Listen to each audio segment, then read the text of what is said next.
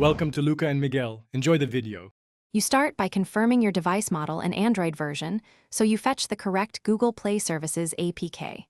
Once done, free at least 500 MB of storage and plug into Wi-Fi. Make sure battery is above 30% to avoid interruptions. You should also enable installation from unknown sources if Play Store is absent. Next, back up any critical app data. This prevents loss while you remove or replace system apps. Now download the correct APK, matching your CPU ABI and Android release. You install Google Services Framework first because it provides core APIs Play Store requires. After that, sideload the Play Services APK that matches your ABI and Android API level. Do not mix 32-bit and 64-bit builds. Once installed, grant the necessary permissions when prompted and go to Settings to clear cache and data for Google Play Store and Play Services.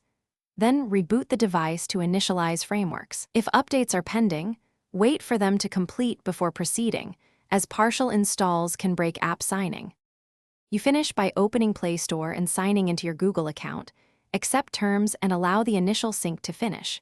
If the store crashes, uninstall Play Services updates, then reinstall the correct versions, and update Android System WebView and Play Store itself. Once done, reboot and test app installs. If problems persist, consider a factory reset only after a full backup, or flash the OEM factory image via fastboot. This restores system apps cleanly. One key tip: keep a copy of working APKs and device drivers handy before major steps. Thanks for watching and please subscribe. It's the best investment you'll ever make.